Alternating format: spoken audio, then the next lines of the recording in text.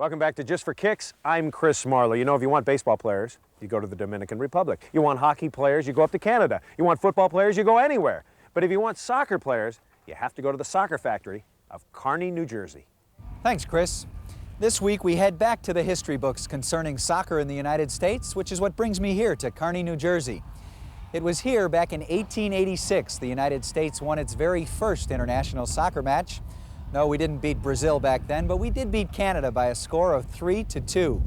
Ever since that time, Kearny has been a very big hotspot for soccer. And 104 years later, it was this small town of just 35,000 people that sent 3 of its hometown heroes to the 1990 World Cup.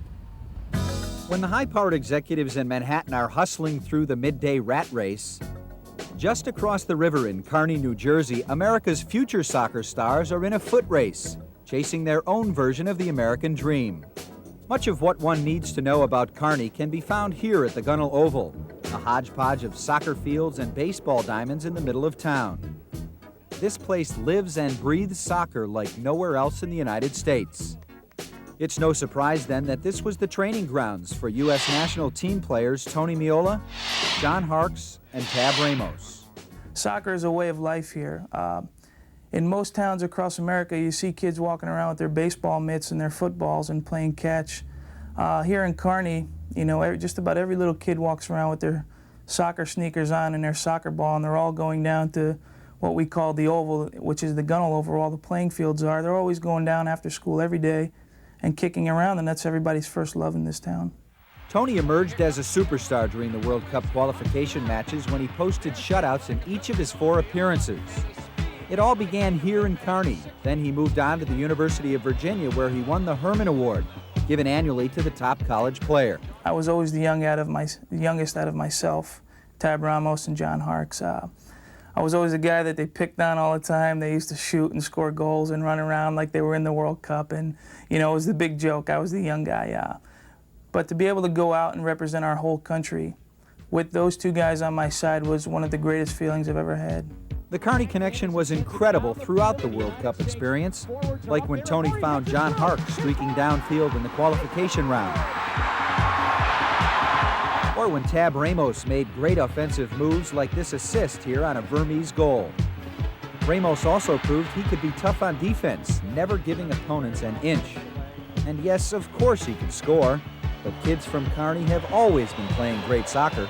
We were very fortunate this past year to have 3 guys from our hometown represent the United States World Cup team in the World Cup. It just goes to show that we've had some great coaching, some great work, and all the groundwork has been done here in Kearny, and I think it still continues to grow, and hopefully, with a little bit of luck, we'll be able to see a few more guys from Kearny on the World Cup team one day.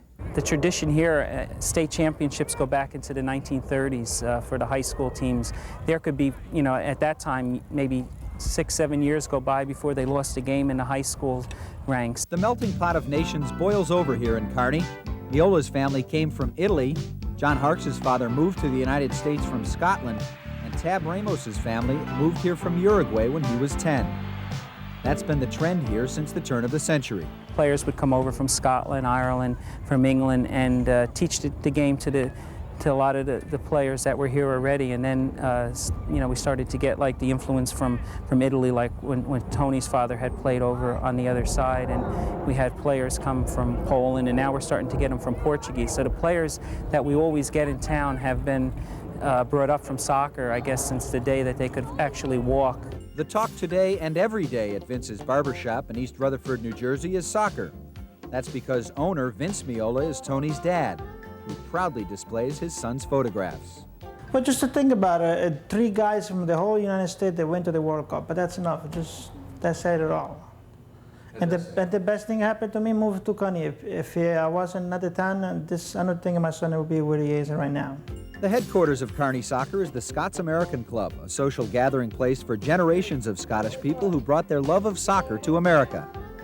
Since the 1990 World Cup, Meola, Harkes, and Ramos are the new heroes here. They brought great joy to this town and their families.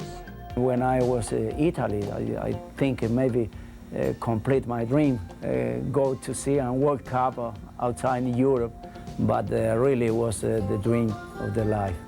These fields may not have the plush green grass you might find in other areas of the country, but this bumpy stretch of ground spotted by small patches of grass rooted in hard gray dirt has seen the likes of some talented soccer players like nowhere else in America. While Tony Meola is playing for the Fort Lauderdale Strikers in the American Professional Soccer League, both John Harkes and Tab Ramos are playing in Europe and were unable to speak with us. But you can be sure they take the memory of Kearny, New Jersey, wherever they go.